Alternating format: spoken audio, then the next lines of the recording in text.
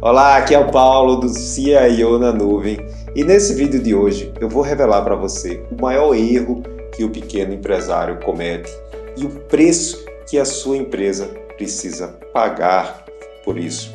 Eu já atendi muitos pequenos empresários e existe um erro que é o principal erro, que é o erro mais crítico que ele pode cometer e que compromete definitivamente os resultados e principalmente o futuro da sua empresa. Eu vou revelar esse erro até o final do vídeo, mas antes eu já posso adiantar para você que esse erro tem relação direta com a capacidade do empresário de transformar a sua empresa. Uma das grandes responsabilidades do empresário é conseguir transformar a sua empresa, ou seja, fazer com que ela se torne a cada dia uma empresa melhor, com mais capacidade de venda, com mais capacidade de entrega, com mais capacidade de atender os seus clientes, ou seja, a capacidade do empresário de implantar uma cultura de melhoria contínua dentro da sua empresa. Essa é uma das principais responsabilidades e é sobre isso que a gente vai falar hoje aqui. Vamos falar sobre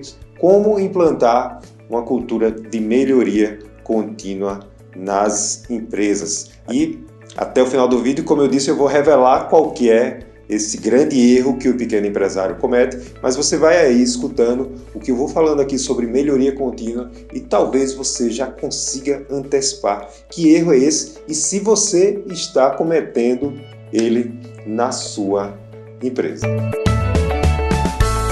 As empresas, começando nas indústrias, depois passando também para o comércio, serviços, entenderam que se elas padronizassem os seus processos, elas teriam mais qualidade e, consequentemente, com mais qualidade, elas poderiam crescer de uma forma padronizada. Basicamente, só precisavam contratar mais pessoas e repetir aquele processo, consequentemente, ele conseguiria crescer de uma forma ordenada. Então, o segredo todo estava aí na padronização dos processos e foi assim que de uma forma geral as indústrias evoluíram após a Revolução Industrial até a chegada do conceito da melhoria contínua e do PDCA. A ideia da melhoria contínua era que você padronizar o processo, você tem um limite que é a partir do qual todas as empresas se tornam iguais. Da mesma forma que eu tenho um processo, eu consigo padronizar, e aí a concorrência vem, copia aquele processo, aquele produto, e aí vai fazer um produto exatamente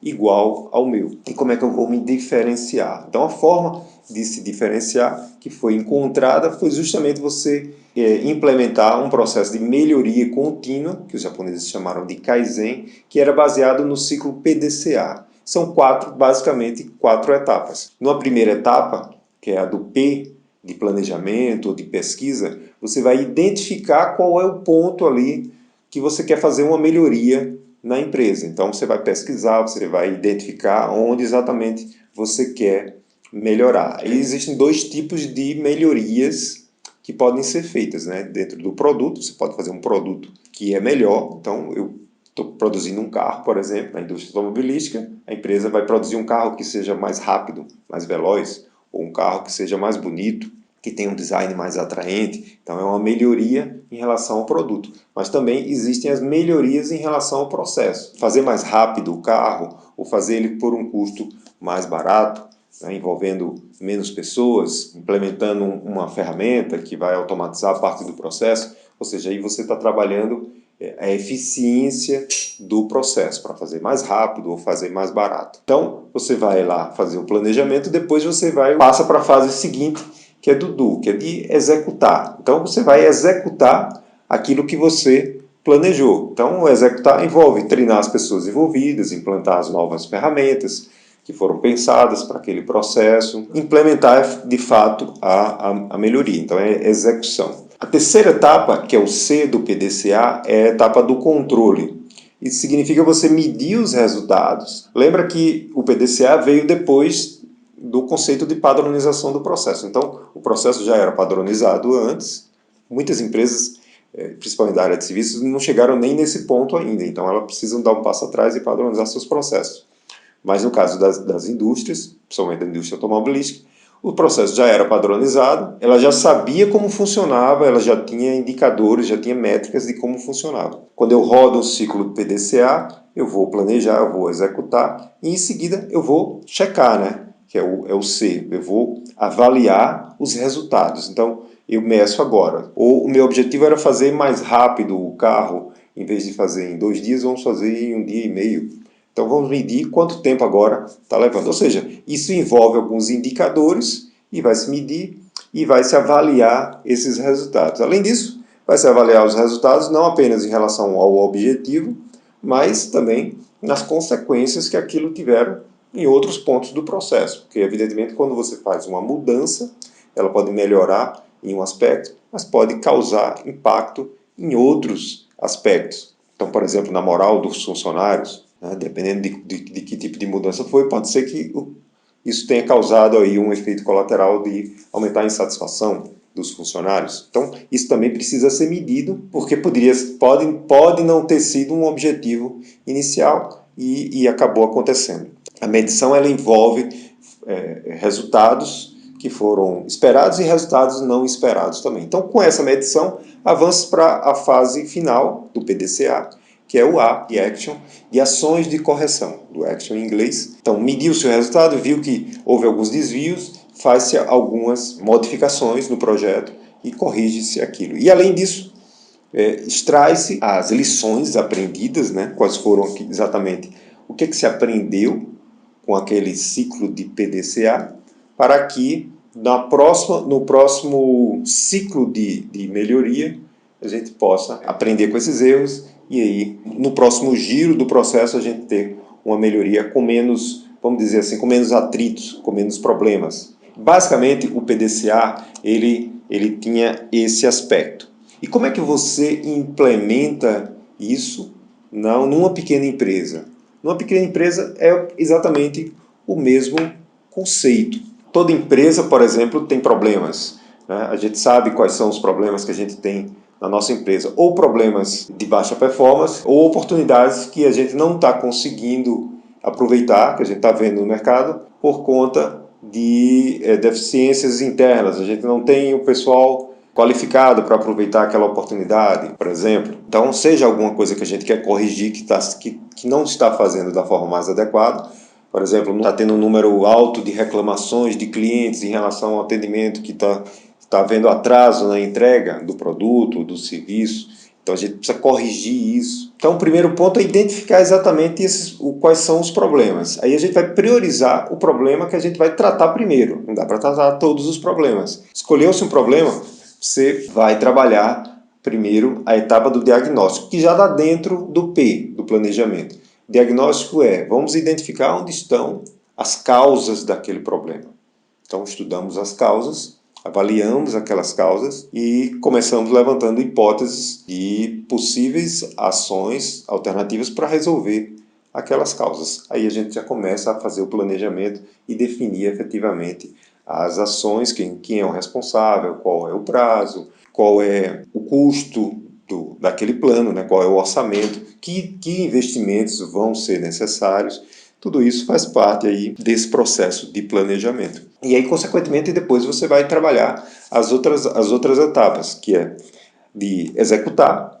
Fez um plano, pode ser um plano simples, o importante é que tenha esses componentes, você saber o que você vai executar, quem vai ser o responsável, vai ser o próprio empresário, você vai delegar isso para alguém, qual é o prazo, quais são os prazos envolvidos e quanto isso vai custar, quais são os investimentos necessários, é preciso saber antecipadamente que tipo de investimento vai ser feito. E aí você parte para executar. Na execução é importante que você se preocupe em executar de uma forma que você consiga medir os resultados depois. Se você não tinha ainda uma métrica, né, é comum que as pequenas empresas não trabalhem com indicadores, não tenham métricas. Para você trabalhar o PDCA é importante que você já pense em como você vai medir o resultado daquela melhoria. Inclusive porque isso é uma das formas de você retroalimentar o processo e você ter, inclusive, que a equipe se motive a rodar o processo da melhoria contínua de novo. É você ver os resultados. Porque, naturalmente, implementar uma mudança envolve algumas dificuldades. E nada melhor do que a gente ver, chegar no final e ver os resultados e conseguir mensurar esses resultados. Então, uma parte do planejamento também que você deve considerar é já identificar como você vai medir esses resultados. Se não existe ainda um indicador de performance relacionado ao processo que você está melhorando, você precisa ter esse indicador. Então, vamos dizer, por exemplo, que você quer aumentar o número de vendas da sua empresa, quer faturar mais. E você identificou que uma possível razão é que não está sendo feita uma prospecção ativa dos clientes, ligar mesmo para os clientes para buscar vender mais ou vender mais para os clientes já existentes ou prospectar dentro de uma lista que você já tem de possíveis clientes. Então, essa prospecção ativa não está acontecendo. Então, você pode definir uma meta de que a equipe de vendas, né, o profissional responsável pelas vendas, vai precisar fazer X ligações por dia e dessas ligações, tantas vão ser convertidas em reuniões. Isso são potenciais indicadores. Então, você precisa começar a medir, se você já não faz isso, mesmo que você não tenha um software de CRM, você pode medir isso numa planilha eletrônica. Então, abre lá numa planilha os indicadores e começa a registrar toda a ligação que foi feita, toda a reunião, para que você depois consiga avaliar. E aí no próximo ciclo de melhoria, você já vai ter uma base de comparação. Então o indicador é sempre importante. Se você não trabalha ainda, começa a trabalhar daqui para frente, começa a registrar daqui para frente e daqui para frente você vai ter essa base de comparação. Como a gente vê, é bem possível trabalhar esse ciclo de PDCA mesmo numa pequena empresa, porque a gente está falando aqui de conceitos, né? A gente não está falando necessariamente de ferramentas muito complicadas ou muito caras que precisem ser adquiridas. Só que o mundo mudou, porque o que aconteceu? Depois dos anos 90, as empresas começaram a perceber que elas precisavam investir mais em inovação, porque a melhoria contínua só não era suficiente, então precisava investir muito em inovação. Só que antes da internet, com todo mundo conectado, essa inovação era um processo caro, só as grandes empresas podiam investir em laboratórios de pesquisa e para das pesquisas sair aí produtos mais inovadores. Então, realmente, a inovação era, vamos dizer assim, exclusiva de empresas muito grandes. Então, as pequenas, o que elas podiam continuar fazendo é incorporar a ideia do Kaizen e trabalhar a melhoria contínua, incremental, que já se diferenciava bastante da maioria que não faz isso. E até hoje a maioria acaba não fazendo. Mas houve um outro avanço também significativo, que aí começou a chegar também, e aí de modo positivo para as pequenas empresas, que foi quando a gente chega na era da internet, com a informação disponível para todo mundo, de uma forma mais fácil, a inovação começa a ser possível também para pequenas empresas. E aí começam a surgir exatamente as startups, que são pequenas empresas que conseguem inovar, conseguem criar produtos novos ou novas formas de entregar um produto já existente, mas que são disruptivas. E essas empresas elas conseguem mesmo nascendo ali muito pequenas e com baixa capacidade de investimento. Como elas conseguem isso? Através da informação e do conhecimento. Então essa é a era que a gente está vivendo agora. Ela exige também que você continue trabalhando a melhoria incremental através do PDCA, mas que ao mesmo tempo o empresário, os colaboradores, todo mundo que esteja participando do processo, ele esteja em permanente reciclagem e buscando conhecimento e buscando novas informações, porque o mercado está mudando muito rapidamente. Então, não é mais apenas uma questão de buscar as melhorias incrementais, mas se manter informado, se manter atualizado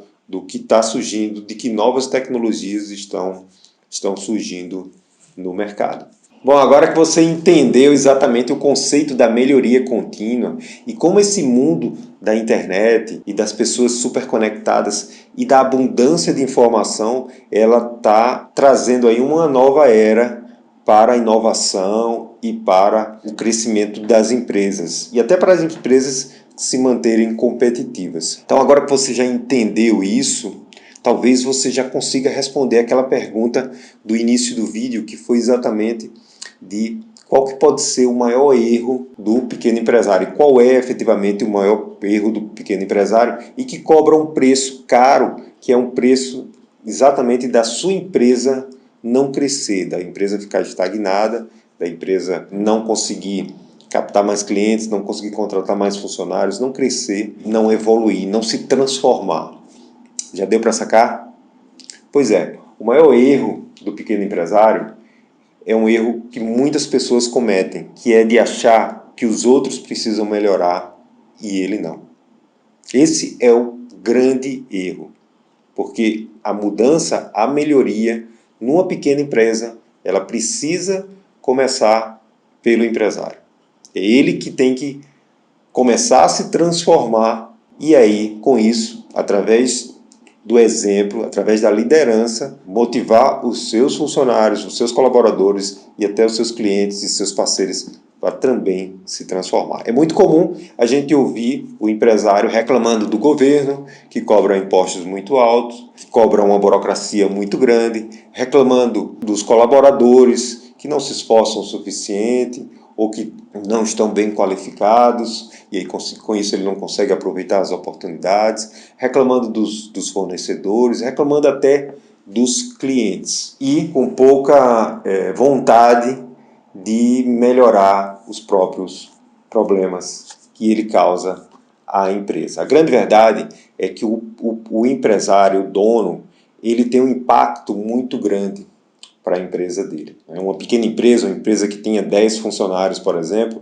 o dono, o sócio, ele vai representar de impacto pelo menos 50% para a empresa. Por quê? Porque ele é quem decide que investimentos fazer na empresa, que ferramentas contratar. Então, por conta disso, ele tem um impacto muito grande para a empresa. Então, nada melhor do que ele melhorar, porque aí ele vai ter um impacto e a empresa vai melhorar. Tem outro aspecto também. Quando você coloca a culpa ou quando você gasta a sua energia reclamando do governo, né, dos funcionários, dos fornecedores, dos clientes, você está meio que transferindo a responsabilidade. A responsabilidade deixa de ser sua e passa a ser deles. E aí você se imobiliza. Outro aspecto também é que é muito mais difícil mudar os outros do que a gente mudar a nós mesmos. Então, não cometa esse erro na sua empresa. A melhoria pode e deve começar por você. E a melhoria, ela pode ser também, com o empresário, uma melhoria baseada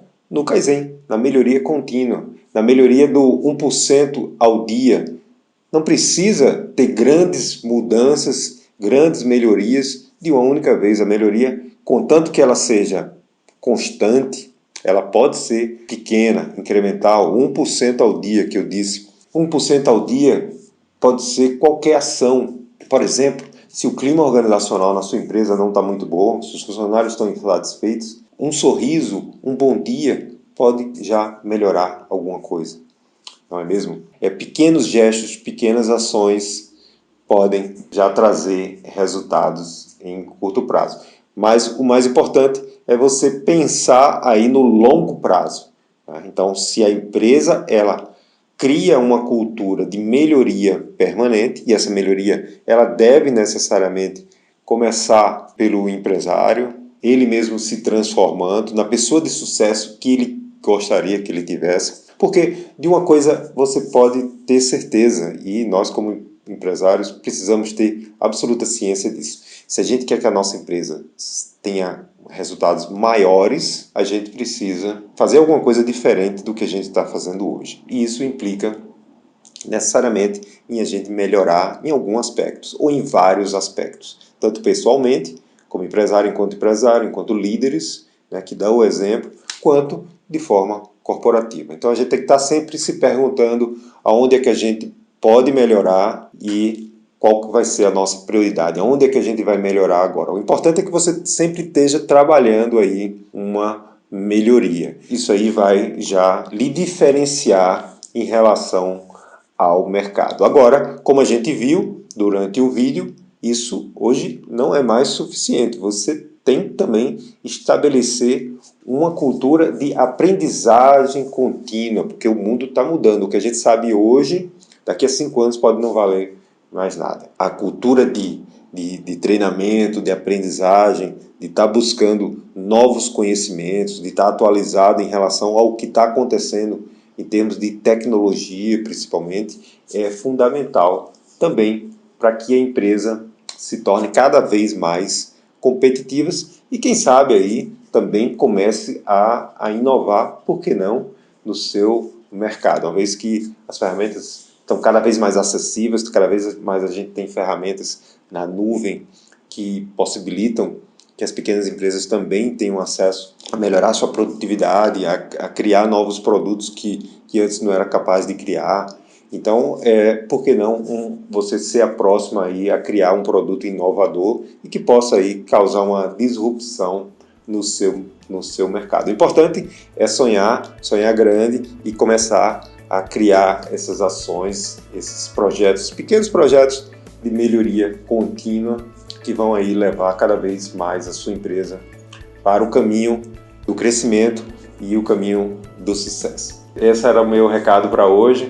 Espero que você tenha muito sucesso nas suas escolhas e também no seu negócio. A gente se vê novamente no próximo vídeo.